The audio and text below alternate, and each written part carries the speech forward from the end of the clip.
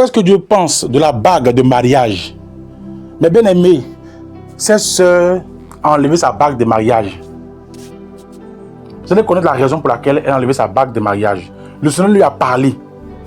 Le Seigneur lui a parlé clairement de la bague de mariage. Mes bien-aimés, c'est un message édifiant.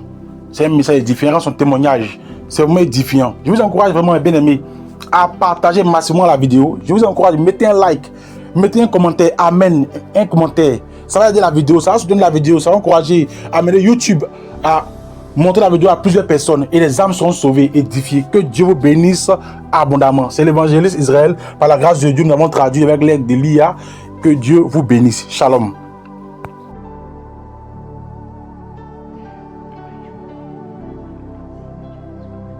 Je vous salue tous au nom de mon Seigneur et Sauveur Jésus-Christ.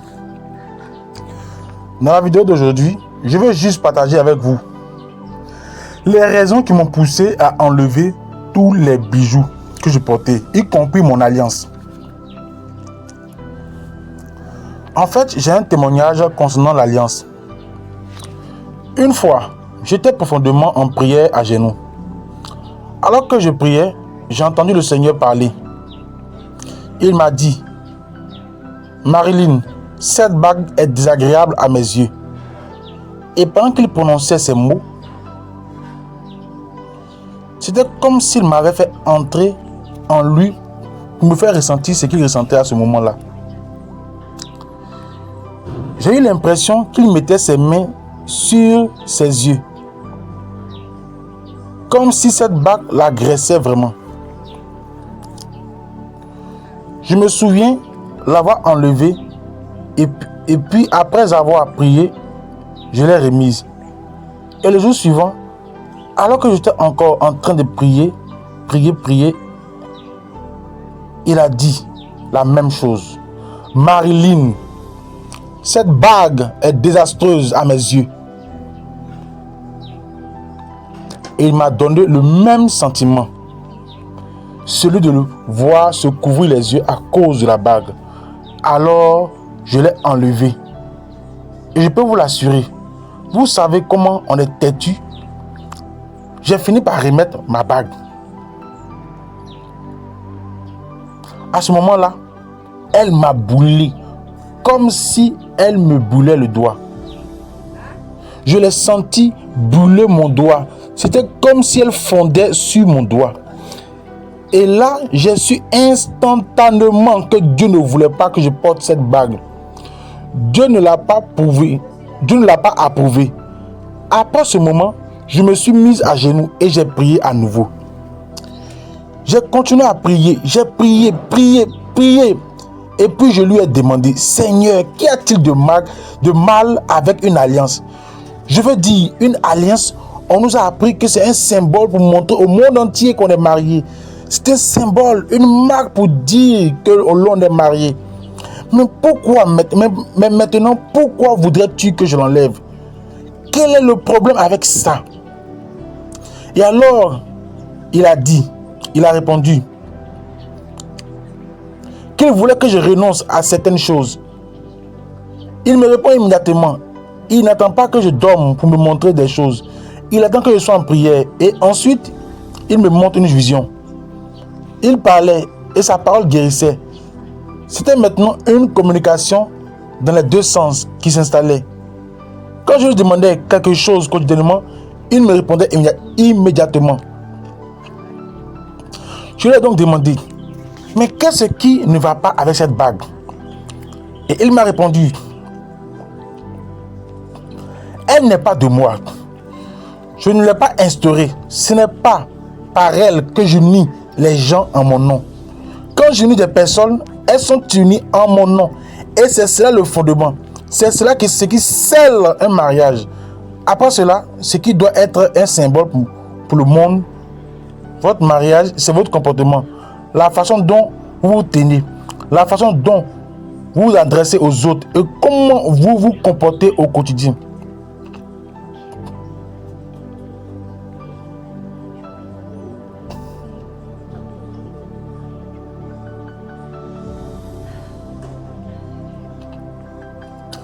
Votre comportement doit être empreint de simplicité.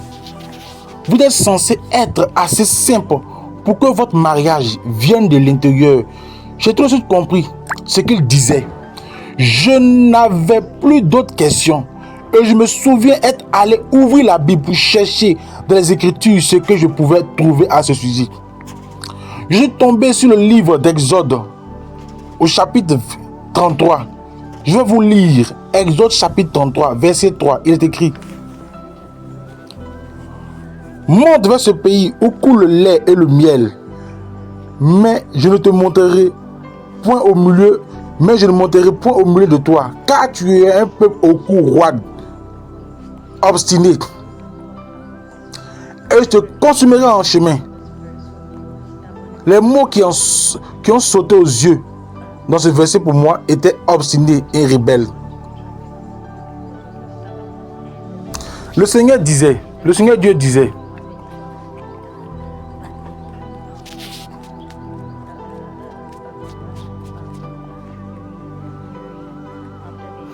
Dieu dit à Moïse qu'il ne voyagerait pas avec eux à cause de leur obstination et de leur rébellion.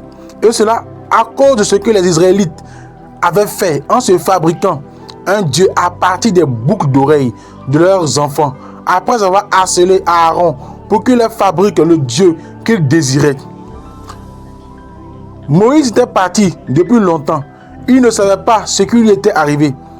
Il voulait un Dieu, il voulait adorer une idole. Alors Aaron est intervenu et a dit: donnez-moi vos bijoux, donnez-moi vos boucles d'oreilles. Et la parole nous dit qu'il les a fondus et qu'ensuite il a créé un veau. Puis il a commencé à l'adorer et Dieu s'est mis très en colère. C'est la raison pour laquelle il les a qualifiés d'obstinés et de rebelles. Alors maintenant il dit: à cause de votre obstination et de votre comportement rebelle, je ne voyagerai pas avec vous. Cela vous montre donc que c'était justifié de les qualifier de rebelles après cet acte. Cela montre simplement que vous savez comment sont les gens. Ils oublient vite et rejettent rapidement la parole de Dieu. Je veux dire, Israël, Dieu a voyagé avec eux depuis le pays d'où il les a fait sortir, l'Égypte. Il leur a montré des signes, des miracles, toutes ces choses. Et même après tout cela, ils se sont quand même détournés de lui. Et ils sont devenus obstinés, ce qui signifie qu'il n'y a pas d'esprit docile. La désobéissance est dans la nature de l'homme.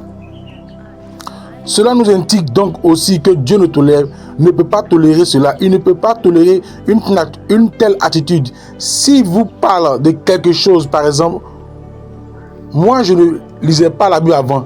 J'avais des problèmes, je luttais. Mais quand il s'agissait de la parole, c'était une attaque. J'en parlerai dans une autre vidéo. Je m'endormais à chaque fois que j'essayais de lire la parole. Alors maintenant, c'est parce qu'il m'a parlé que j'ai obéi. Donc si je n'avais pas eu un esprit docile, s'il n'avait pas mis cela, cette docilité en moi, je n'aurais fait aucun de ces changements. Rien du tout. Rien. Je ne lui aurais pas demandé de m'aider à être capable de me transformer. C'était en ayant un esprit docile que j'ai pu le faire. C'est donc quelque chose que nous, en tant que chrétiens, devons posséder. Vous devez avoir un esprit docile. Et vous devez permettre à Dieu de transformer votre façon de penser. Vous devez lui permettre de vous renouveler en une nouvelle personne.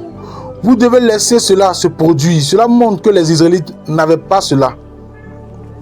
Et ensuite, au verset 4, il est dit que lorsque le peuple entendit ces paroles sévères, il prit le deuil et cessait de porter leurs bijoux et leurs beaux vêtements.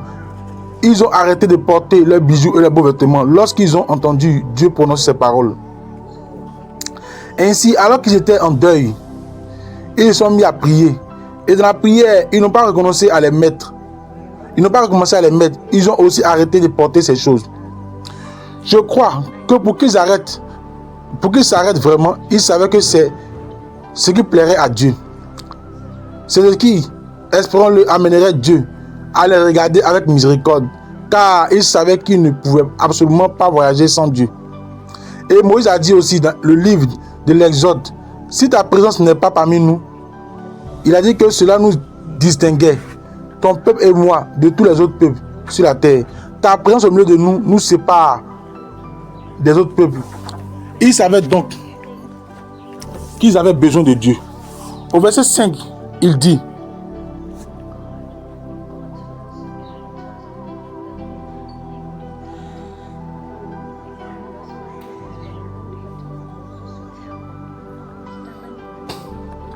au verset 5, il dit, quand le Seigneur avait dit à Moïse et de leur dire, vous êtes un peuple obstiné et rebelle. Si je voyageais avec vous, ne serait-ce qu'un instant, je vous détruirais. ôtez vos bijoux et vos beaux vêtements pendant que je décide de ce que je ferai de vous. Ainsi, à partir de ce moment-là, depuis le mont Sinaï, les Israélites ne portaient plus de beaux vêtements. Ils n'en portaient plus. Alors Dieu a prononcé cette parole, ôtez-les, retirez-les. Et une fois que Dieu exprime quelque chose, il ne revient jamais en arrière. C'est ce qu'il a déclaré et c'est toujours ainsi que même aujourd'hui, nous ne sommes pas dans l'imaginaire.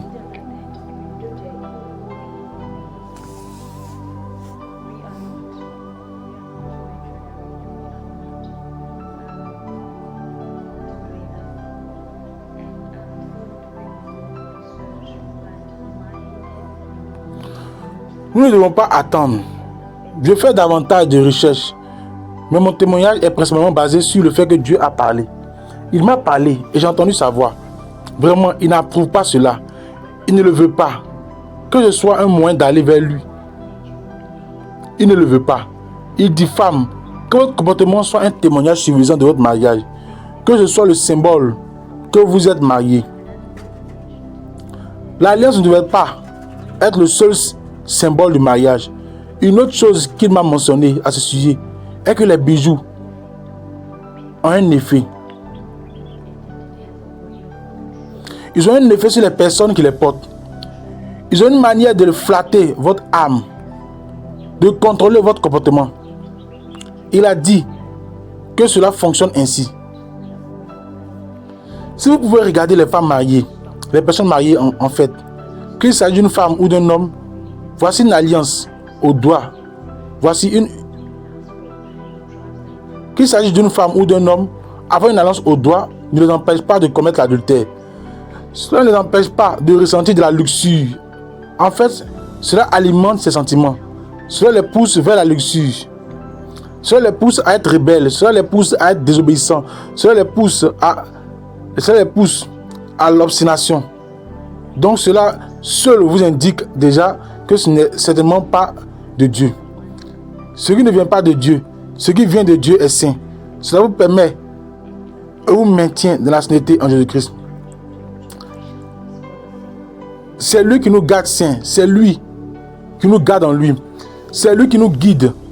C'est lui qui guide nos sentiers vers la justice et la droiture à cause de son nom. Donc, de manière générale, cela ne vient pas de lui. Vous pouvez aller chercher la réponse par vous-même.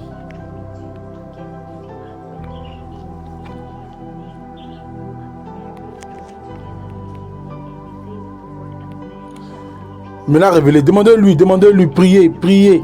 Il se manifestera certainement et vous parlera. Ce n'est pas Dieu. Dieu dit qu'il est vous unis à votre mari en son nom. Nous sommes mariés, unis en son nom. Et il dit dans la parole, l'homme quittera son père et sa mère et s'attachera à sa femme. Ensemble, ils deviendront un. Et ce que j'ai uni, que nul homme ne le sépare. N'apportez donc pas des choses comme des pratiques païennes qui ne viennent pas du Seigneur pour salir totalement votre mariage. Il est dit dans l'Épître aux Hébreux que le lit conjugal doit être gardé. Et le lit conjugal doit être gardé pur. Il doit être gardé pur. Il ne peut l'être qu'au nom de Jésus-Christ.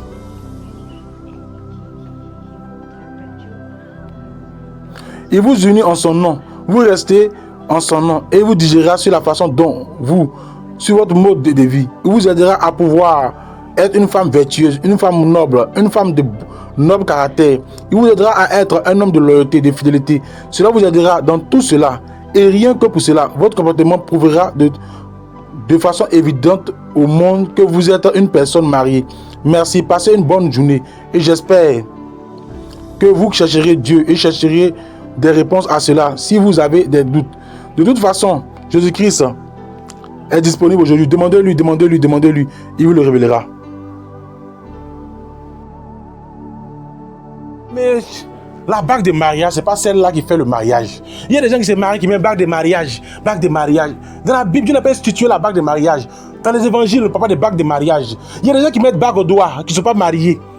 Qui ne sont même pas mariés. Il y a des gens qui mettent bague au doigt, ils ne sont pas mariés. C'est pas ça qui fait qu'on dit que tu es marié. Il y a des personnes même là, il y a des personnes qui ont bague au doigt, qui trompent leurs femmes, qui se remettent adultères. Il y a des gens qui sont mariés, ils ont bague, ils frappent les femmes, ils giflent les femmes. C'est pas ça qui fait le mariage. C'est pas ça. Il y a des femmes qui sont mariées, ils ont bague, elles trompent leur mari. Il y a des gens qui mettent bague, ils ne sont pas mariés. C'est pas ça la bague. C'est pas ça la bague. Tout ça, ça vient du monde des ténèbres. Ça vient du monde des ténèbres qui met ces choses-là. Et le Saint-Esprit n'aime pas ça. Si tu attends, tu vas voir du Saint-Esprit. Il te dira que mon fils, enlève cette bague-là. Il te dira ma fille, enlève cette bague-là. Bien aimé, enlève la bague de mariage. Il faut enlever ça, il faut jeter. Il faut jeter ces choses-là. Ne regarde pas ton ciel à cause d'un objet sur ton doigt que Dieu hait, que Dieu te dit à chaque fois de ne pas mettre. Que Dieu te bénisse. Amen. Vous avez la possibilité de nous contacter sur ces numéros qui s'affichent.